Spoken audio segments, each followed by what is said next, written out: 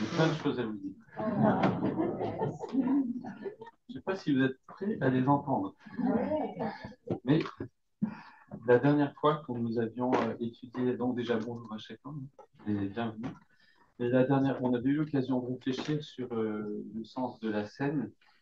Et à cette occasion, on avait eu l'occasion de lire ce verset quand Paul reprend les Corinthiens parce qu'ils prennent la scène de façon inappropriée. Lorsque il s'agit de manger ou de boire, n'avez-vous pas dans vos maisons, pardon, s'il s'agit de manger ou de boire, quand on prend la scène, n'avez-vous pas vos maisons pour le faire, ou bien traitez-vous avec mépris l'Église de Dieu, et avez-vous l'intention d'humilier les membres pauvres de votre assemblée? Et je vous propose ce matin de nous attarder sur ce mal qui s'exprime malheureusement trop souvent, et soit qu'on en soit victime, ou soit qu'on en soit l'auteur, c'est le mépris. J'ai été frappé par une jeune fille qui a osé aller à The Voice alors qu'elle avait un visage abîmé par la maladie. Et elle a osé se présenter. Je me dis, oh, mais quel a dû être le regard porté par les autres sur elle? Et je me dis, mais elle a eu l'audace de ne pas, de mépriser le mépris et d'aller quand même à cette compétition. Et elle a gagné. Et donc, notre thème, ça va être méprisons le mépris pour mieux estimer Dieu et notre prochain. Et on va essayer d'aborder ce sujet avec David et quelques événements de son histoire. Alors, un peu de contexte. On va déjà voir l'épisode de David et Goliath dans 1 Samuel 17. Et le contexte est le suivant. Les Philistins ont commencé à envahir le pays d'Israël et ils menacent d'assujettir tout le peuple, de faire de leurs esclaves. Et face aux Philistins et à leur géant Goliath, eh bien, Saül et toute son armée tremblent. Et voilà que David, qui est venu juste pour apporter des vivres et prendre des nouvelles de ses frères, lui qui est berger, eh bien, il est prêt à relever le défi. Il finit par convaincre Saül, qui a quelques doutes, mais il va aller affronter Goliath. Donc, je propose qu'on lise 1 Samuel 17, au verset 40. 1 Samuel 17, verset 40. Alors, je vais lire dans la seconde 21. Après, je basculerai sur la seconde, je ne m'en voudrais pas. Mais là, je trouve que c'était intéressant. David prit en main son bâton, puis il choisit dans le torrent 5 pierres lisses et les mit dans sa gibecière de berger et dans sa poche. Enfin, la fronde à la main, il s'avança contre le Philistin. Le Philistin s'approcha peu à peu de David et l'homme qui portait son bouclier marchait devant lui. Le Philistin regarda David et lorsqu'il l'aperçut, il le méprisa, car il ne vit en lui qu'un enfant roux à la belle apparence. Le Philistin dit à David, suis-je un chien pour que tu viennes à moi avec des bâtons? Après l'avoir maudit par ses dieux, il ajouta, viens vers moi et que je donne ta chair à manger aux oiseaux du ciel et aux bêtes des champs.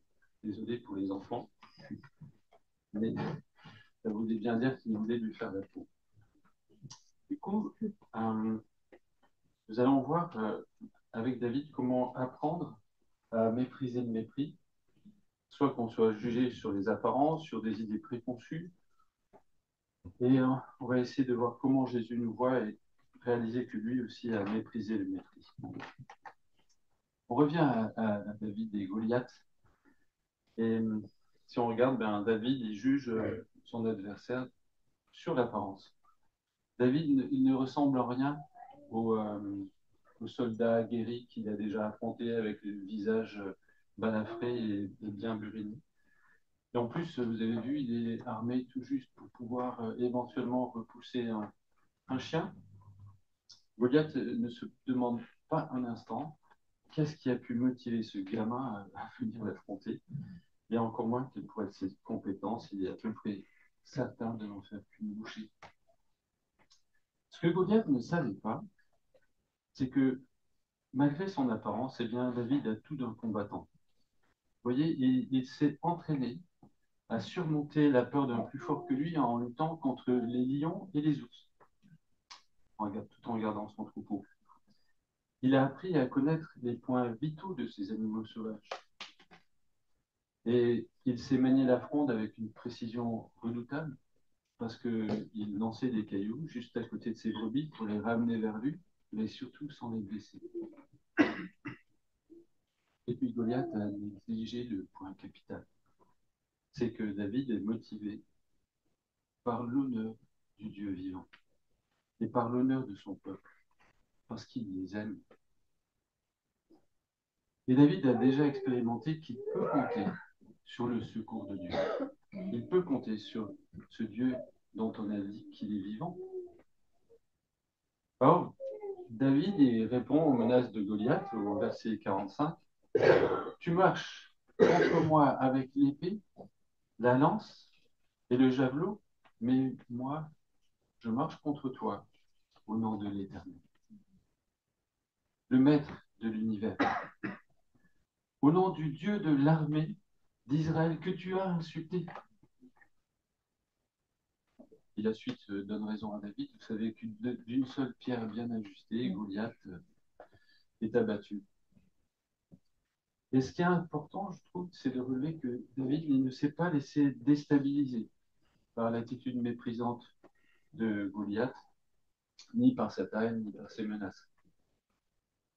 Et je me suis demandé, mais quand même, quelle audace chez David. Et je me suis dit, mais peut-être qu'il avait un peu l'habitude quand même d'être méprisé. Parce que quand on regarde comme son grand frère l'accueille, vous savez, on avait dit, si quelqu'un abat Goliath, il aura des récompenses, il deviendra l'épouse de ma fille. C'est ce que Saül avait promis. Et David, il va poser des questions. Il va dire, qu'est-ce qu'on donnera à celui qui abattra ce Philistin et qui lavera le peuple d'Israël de la honte qui lui est infligée. Pour David, c'est offensant ce que fait Goliath. Qui est donc cet incirconcis de Philistin pour oser insulter les bataillons du Dieu vivant? Et à ce moment-là, Eliab, son grand frère, qui l'entend, il se met en colère contre lui. Verset 28 de 1 Samuel 17. Que viens-tu faire ici? À qui as-tu laissé nos quelques moutons dans le désert? Je te connais bien, moi, petit prétentieux. Je sais quelle mauvaise intention tu as dans le cœur. Tu n'es venu que pour voir la bataille. Vous voyez le mépris chez Eliab? C'est ça, il a dû le vivre assez longtemps, David. Parce qu'Eliab, on constate qu'il a des idées préconçues sur son petit frère. Il lui attribue des sentiments et des intentions qu'il n'a pas. Probablement qu'il ne sait rien de sa vie de berger et du grand soin que David porte à ses brebis, euh, des victoires qu'il a eues sur les ours ou sur les lions. Ou alors, si David lui en a parlé, il n'a pas pris au sérieux. Il a dit, tu n'es qu'un menteur et un prétentieux. Tu te vantes de choses que tu n'as pas fait. Et finalement, je crois, enfin, c'est pas écrit dans la Bible, hein, mais il me semble qu'on peut se demander si Dieu n'a pas forgé le caractère de David à force de côtoyer ce grand frère. Alors quand Goliath le méprise, ben, ça ne touche pas non plus. Il a appris à mépriser le mépris et c'est ainsi qu'il est victorieux. Alors comment apprendre à mépriser le mépris? Bon, ça vous est peut-être jamais arrivé, mais quand même, je suppose que vous avez eu des situations où vous êtes senti méprisé parce qu'on a porté sur vous un regard, un jugement hâtif qui était basé sur votre apparence. On ne s'est pas intéressé à vos compétences ni à vos convictions, mais on vous a regardé et on vous a mis de côté parce qu'on s'est fait une idée sur votre visage, votre teint de peau, votre taille, votre poids, votre âge, votre sexe, votre langage, votre tenue vestimentaire, peut-être même tout simplement votre moyen de transport. C'est fréquent à l'école, au travail, avec les amis, dans la famille. Malheureusement, ça arrive aussi dans l'église et ça ne devrait pas être. Alors j'aimerais t'encourager, toi qui te sens méprisé, à ne pas te laisser impressionner. Que ce soit à cause des apparences ou à cause de préjugés, ne prends pas en compte ce que l'on dit ou ce que l'on suggère à ton sujet. Et vous avez vu, j'ai mis apprenons à mépriser le mépris.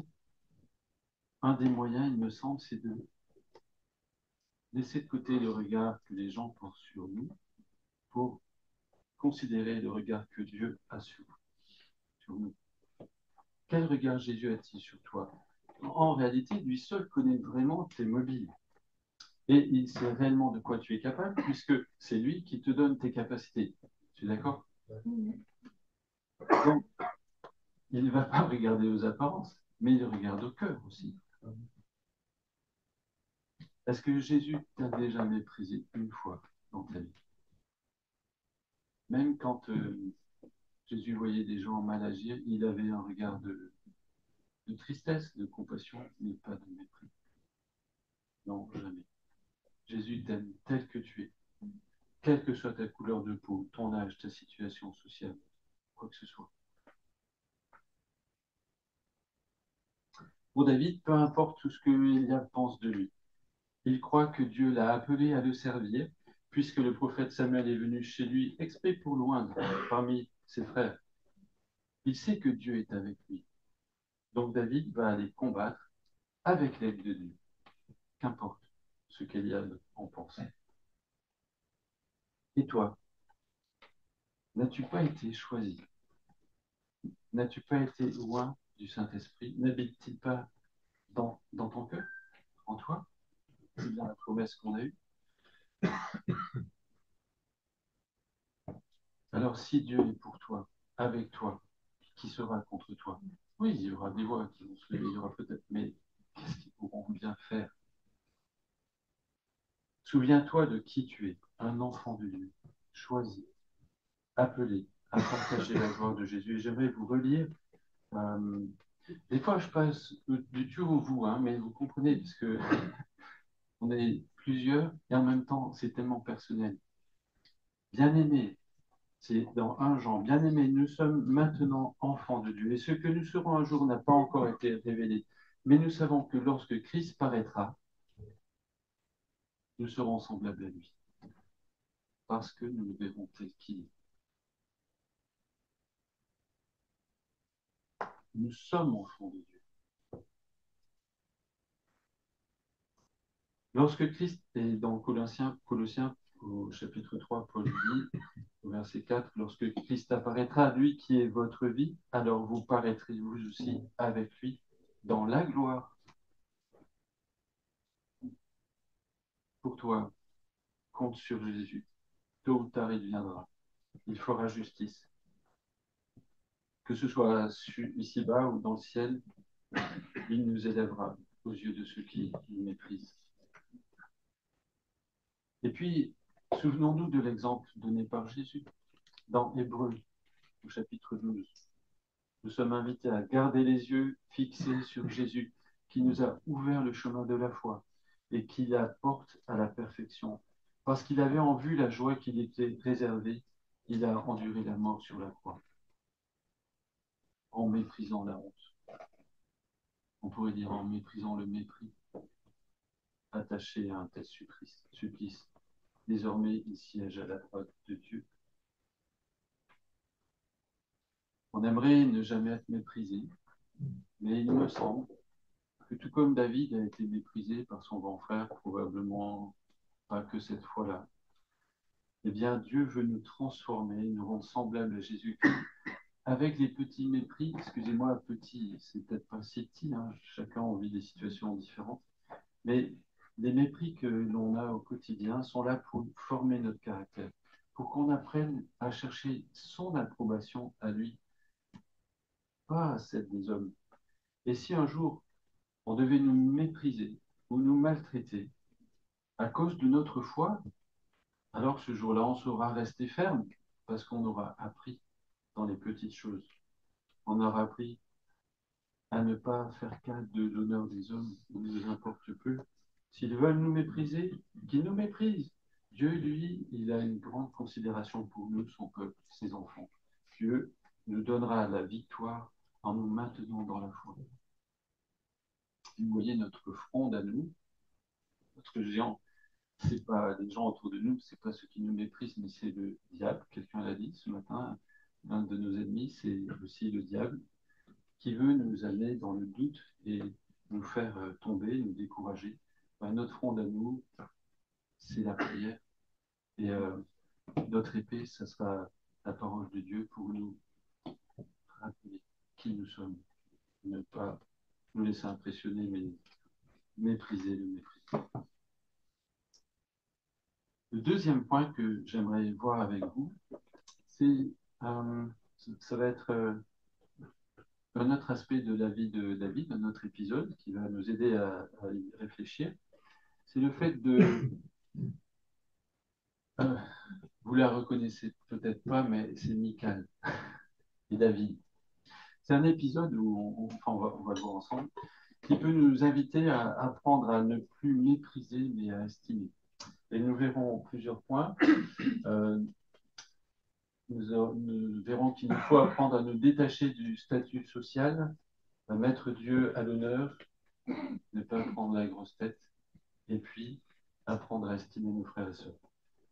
Alors ne restez pas trop sur le texte parce qu'on va attaquer l'histoire. Et c'est dans 2 Samuel que ça se passe. Alors là aussi, il faut un peu de contexte. Vous vous souvenez, après cette victoire contre Goliath, David a été accueilli en héros parmi le peuple. David a tué, Saül a tué ses 1000, David ses 10 000. Et du coup, Saül en a été jaloux parce qu'il avait une meilleure réputation que le roi.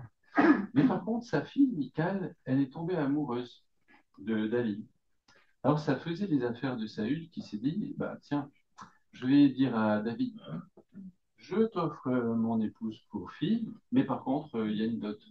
Et cette dot, tu tues 100 Philistins. Mais pour Saül, c'était un espoir morbide. C'était s'il pouvait se faire descendre par un de ces 100 Philistins, ça m'arrangerait. Mais ça n'a pas marché. Dieu a protégé David. David a payé sa dot quelque part. Et du coup, Saül a compris que, eh bien, cette fois, David serait roi à sa place. Et il décide de tuer David. Michal, qui l'apprend, protège David. David s'échappe. Et pendant de longs mois, j'ai pu calculer des années, David a dû fuir devant Saül. Mais un jour, David est devenu roi. Et quand il est devenu roi, eh bien, il a fait revenir sa femme Michal vers lui, qui entre-temps avait été donnée traîtreusement par Saül à un autre homme, Pétiel. Et un des désirs de David, c'était que maintenant qu'il est roi, il veut aussi que Dieu soit remis au centre. Donc, on va amener l'arche de l'Alliance à Jérusalem, qui est devenue la nouvelle capitale d'Israël. Et pour David, c'est un grand événement. C'est vraiment quelque chose qui est important. Et quand il ramène l'arche à Jérusalem, il a une joie débordante, un peu comme s'il réalisait enfin un rêve qui lui était vraiment cher. C'est-à-dire remettre Dieu au centre et à sa place. Finalement, c'est Dieu qui doit être le roi des rois. Et lui, bien qu'il soit roi, il veut qu'il y ait le roi des rois là, tout près de lui. Alors, c'est un cortège animé, hein, joyeux, qui vient à Jérusalem. On peut lire dans 2 Samuel 6 et au verset 16. Ce sera à partir du verset 14. 2 Samuel 6, 14. David dansait de toutes ses forces devant l'Éternel, vêtu seulement d'un vêtement de lin semblable à celui des prêtres. Ainsi, David et tout le peuple d'Israël transportaient le coffre de l'Éternel, c'est notre nom pour là, en poussant des cris de joie et en faisant résonner les corps. Lorsque le coffre de l'Éternel arriva dans la cité de David, donc Jérusalem, Michal, la fille de Saül, regardait par la fenêtre. Elle vit le roi David sauter et danser devant l'Éternel. Alors elle conçut du mépris pour lui dans son cœur. Alors, ensuite, on dépose l'arche de l'alliance dans la tente que David avait fait dresser. David offre des sacrifices, il bénit le peuple au nom de l'Éternel, il fait distribuer des vivres à tout le monde, hein, puisqu'il y a eu des sacrifices offerts, il y a des choses à manger. Et puis chacun rentre chez soi. Et David aussi, il rentre chez lui. Il rentre, il veut bénir sa famille. Et voilà que Michal, alors dans le texte, c'est précisé fille de Saül plutôt que sa femme, Michal sortit à sa rencontre et s'exclama: Ah, vraiment, le roi d'Israël s'est couvert d'honneur aujourd'hui.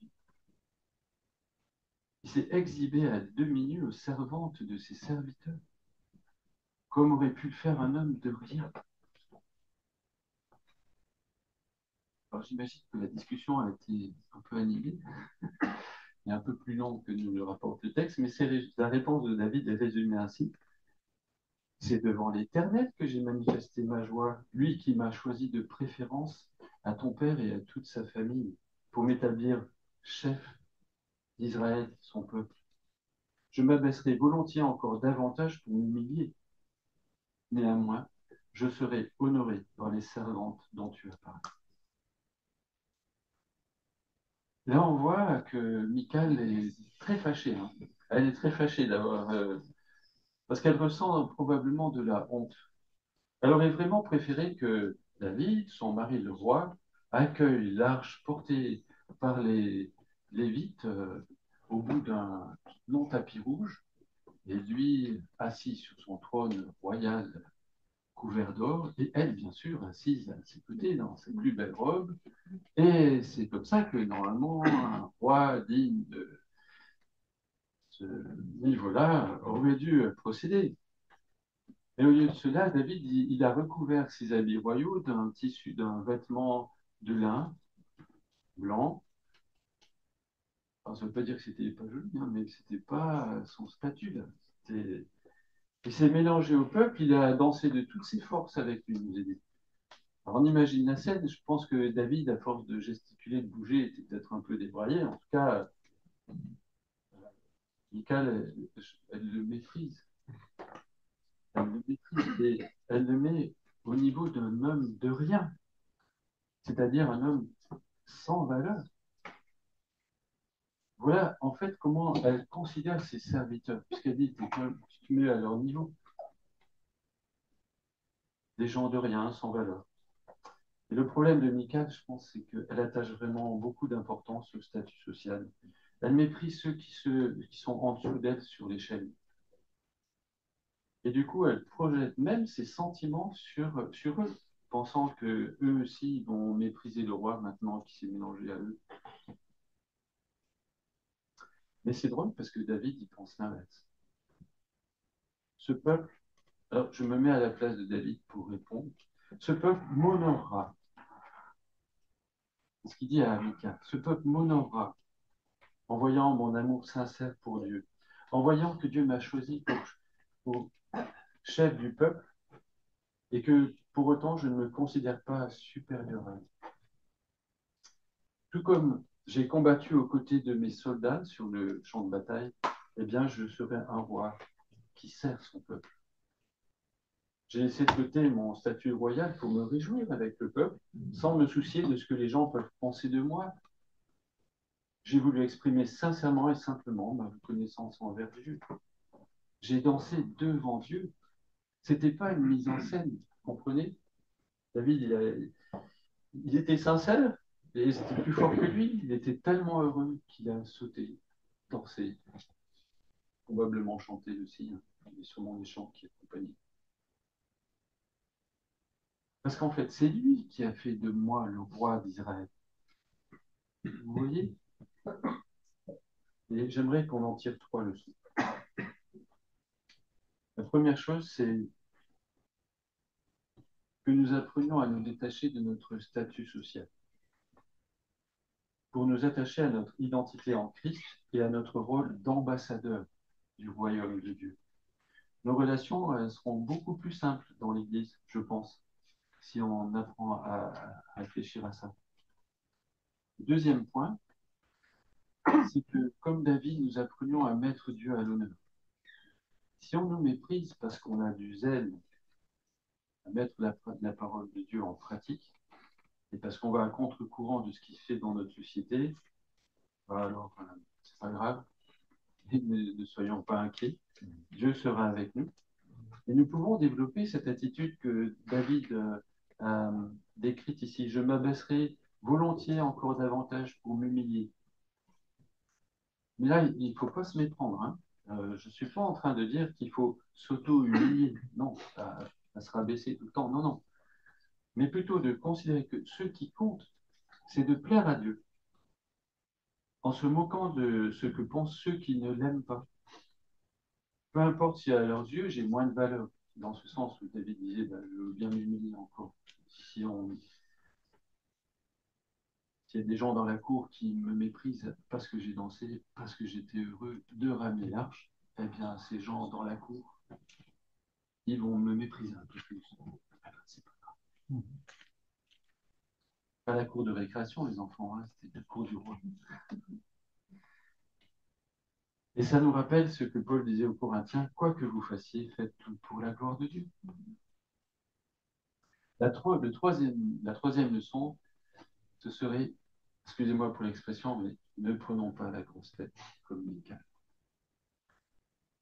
C'est pas parce que Dieu a fait de nous ses enfants que nous avons plus de mérite. Pourquoi Michal n'était-elle pas dans le joyeux cortège? Comment se fait-il qu'elle ne partageait pas l'exaltation de David? Comment en arrive-t-elle à mépriser son bienfaiteur, David? Parce que David était-il obligé de la rappeler alors qu'il était devenu roi, il aurait pu la laisser dans les bras de son ex? Certes, elle lui avait sauvé la vie en le faisant échapper à la main de Saül. Mais la royauté dont elle jouit aujourd'hui, dont elle est si fière et qu'elle veut montrer, elle ne la doit pas à Saül, elle la doit à David. Et en réalité, elle la doit à Dieu qui a fait de David le roi. Si Dieu n'était pas intervenu, David y serait toujours berger, probablement. Et elle serait toujours servante. Non, pardon, fille de Saül, quand même. Mais elle ne serait pas la femme du roi. Et c'est drôle parce qu'elle semble avoir oublié ce détail. Et je me pose la question, mais nous, est-ce que nous n'oublions pas parfois qui nous a sauvés? Qui a fait de nous ce que nous sommes? En nous disant, je suis enfant de Dieu, j'ai la vie éternelle, je ne crains pas la mort, je ne pêche plus.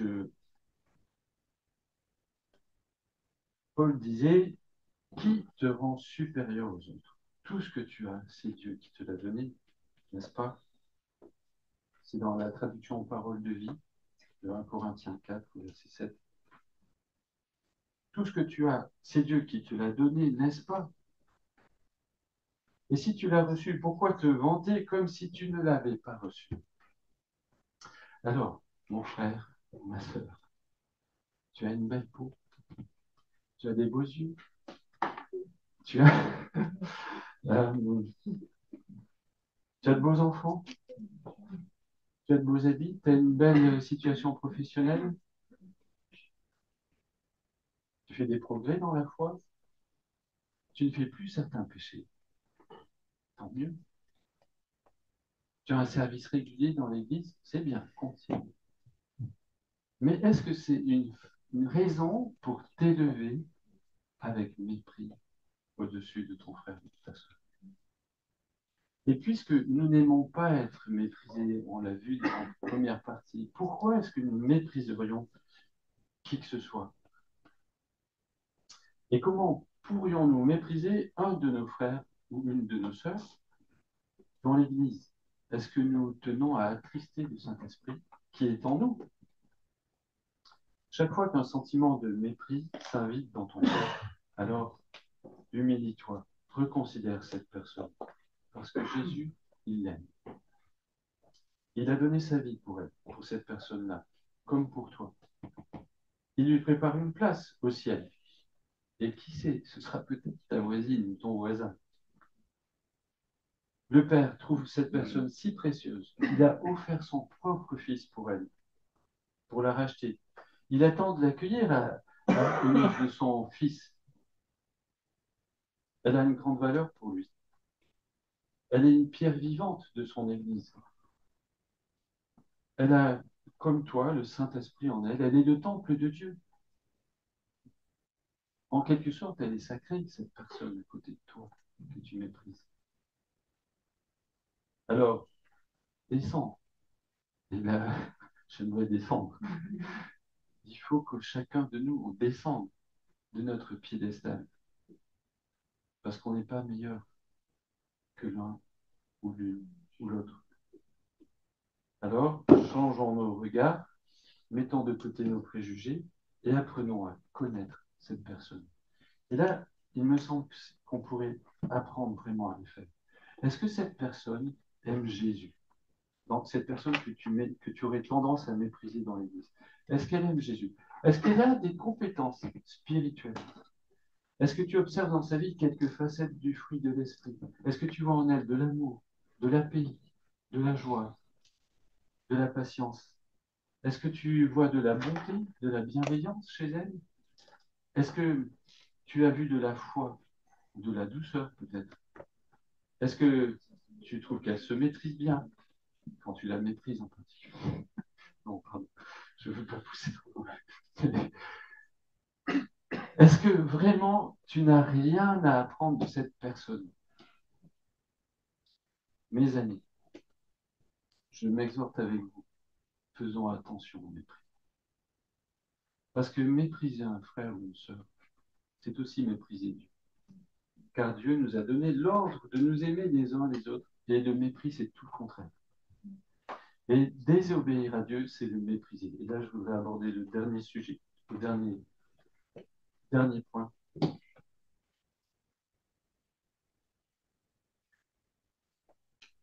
Ne méprisons pas Dieu, mais honorons sa parole. Parce qu'en fait, tout est lié. On revient à David. Vous savez que David, un soir, il se reposait, il prenait l'air frais sur le toit de sa maison, et il a, sans vouloir, découvert une jolie personne qui prenait son bain, qui s'appelait Bathsheba. Il s'est renseigné, il savait très bien ce qu'il faisait, il a commis l'adultère avec Bathsheba, qui est le nom de cette jeune femme qu'il a aperçue du haut de son toit. De cette union est euh, venu un enfant. Et la meilleure idée que David ait trouvée, c'était de faire en sorte qu'on n'apprenne pas son aventure avec Bathsheba en faisant revenir le mari de Bathsheba, Uri, qui était un de ses vaillants guerriers. Son plan ne fonctionne pas, parce qu'il s'est dit comme ça, bah, cet enfant, on pensera que c'est celui du père, de Uri, mais ça ne marche pas. Du coup, il se débrouille pour faire tuer Uri sur le champ de bataille. Et ensuite, il épouse Bathsheba en pensant que tout le monde va croire que l'enfant qui naît de Bathsheba, bah, c'est le sien. Et là, vraiment, il y a Nathan, un homme courageux, qui va intervenir de la part de l'Éternel pour faire prendre conscience à David de son péché. Et Nathan, c'est dans 2 Samuel 12, au verset 7, je pense, je suis désolé, voilà ce qu'il lui dit. Dieu dit par Nathan, voilà ce que déclare l'Éternel, le Dieu d'Israël. Je t'ai conféré l'onction pour t'établir roi d'Israël, et je t'ai délivré de Saül. Je t'ai livré la maison de ton Seigneur Saül. J'ai mis les femmes de ton Seigneur dans tes bras, et je t'ai établi chef sur Israël et Juda. Et si cela était trop peu, j'étais prêt à y ajouter encore d'autres dons. Alors pourquoi as-tu méprisé ma parole en faisant ce que je considère comme mal? Tu as assassiné par l'épée Uri le Hittite. Tu as pris sa femme pour en faire la tienne et lui-même tu l'as fait mourir par l'épée des Ammonites. Maintenant, la violence ne quittera plus jamais ta famille parce que tu m'as méprisé et que tu as pris la femme d'Uri le Hittite pour en faire ta femme. Vous voyez ici comment Nathan parle, ou comment Dieu parle à travers Nathan. Tu as méprisé ma parole, tu m'as méprisé. Et un autre prophète, Samuel, avant Nathan, avait aussi prononcé des mots qui vont dans le même sens à l'encontre de Saül cette fois. Parce que Saül avait désobéi à un ordre précis alors qu'il revenait de la bataille, il ne devait pas garder Enfin, il aurait dû tuer des bêtes et des hommes, mais il a gardé une partie pour lui, une partie du butin. Et Samuel va le reprendre en lui disant, mais l'insoumission est aussi coupable que le péché de divination et la désobéissance aussi grave que le péché d'idolâtrie. Et là, je me dis, mince, qui d'entre nous considérerait que l'idolâtrie ou la divination, c'est pas trop grave? Pourtant, Nathan, il dit, ben, c'est aussi grave. Désobéir, c'est aussi grave.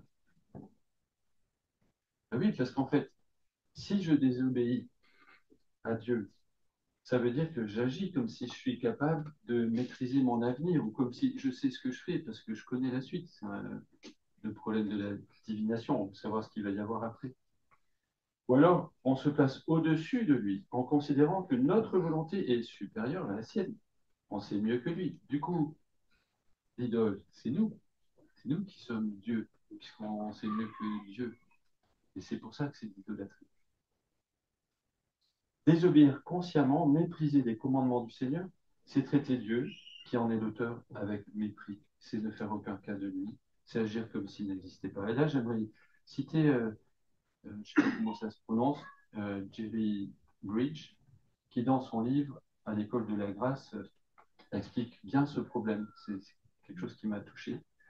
Où il dit, ce n'est pas tant la gravité du péché tel que nous l'évaluons, mais l'infinie majesté et la souveraineté du Dieu qui a donné ses commandements qui rend notre péché méprisant à l'égard de Dieu et de sa parole. Vous comprenez le sens?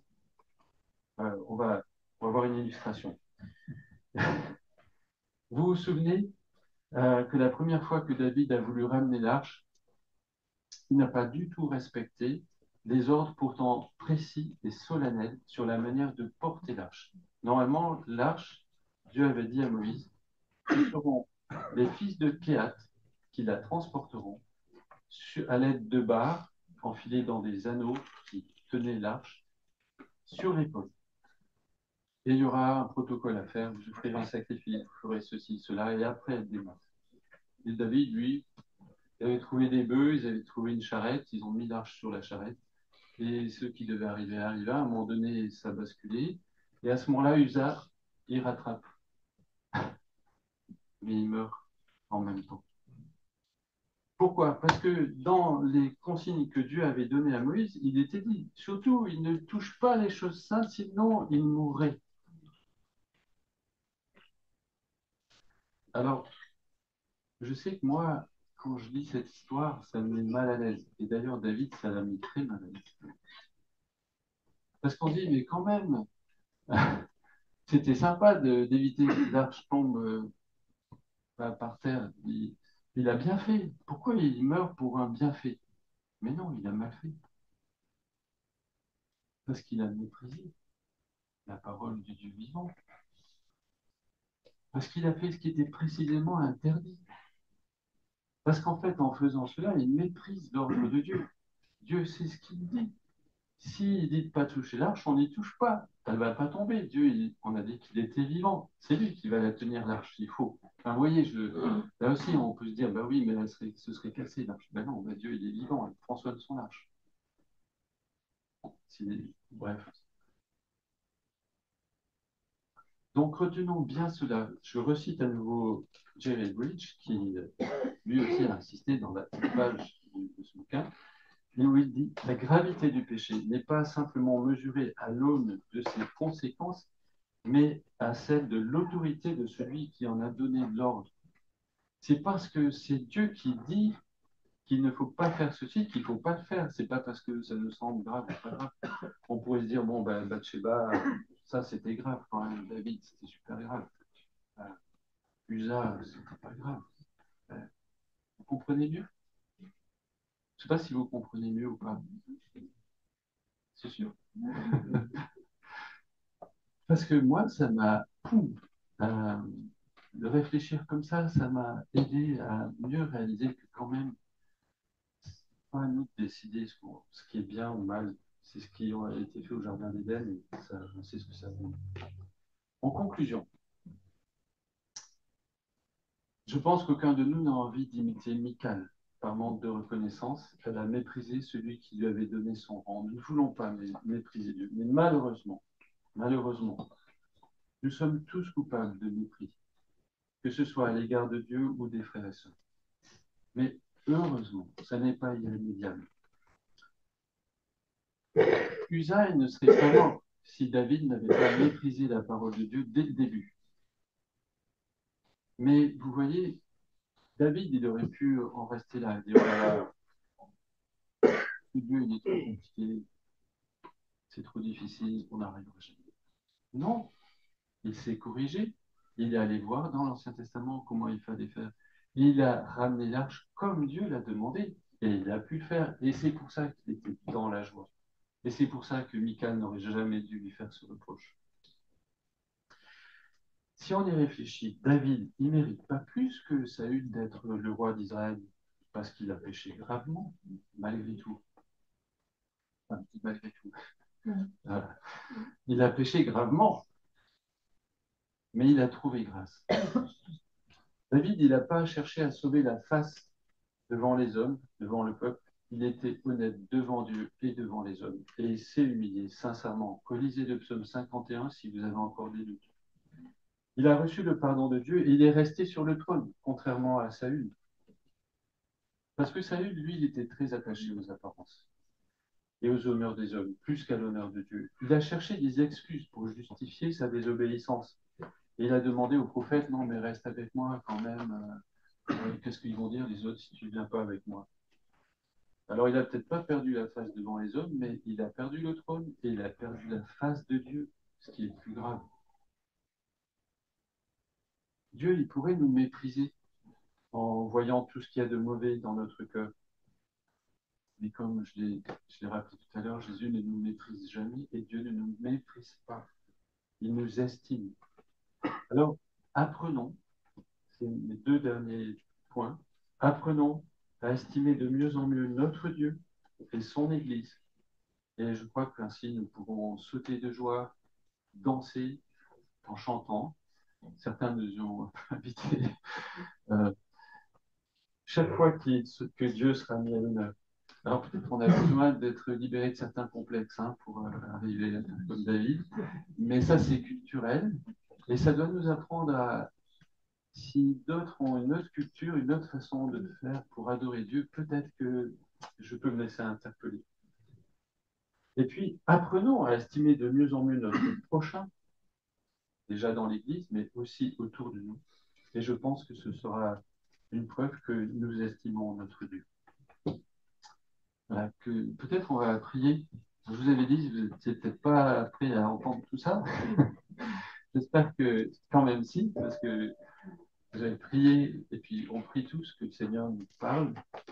Bien que le Seigneur nous parle ce matin, que on puisse garder ça dans le cœur, pas repartir écrasé, mais plutôt joyeux d'avoir un Dieu qui veut nous apprendre à nous estimer les uns les autres, à l'estimer lui, à nous estimer les uns les autres.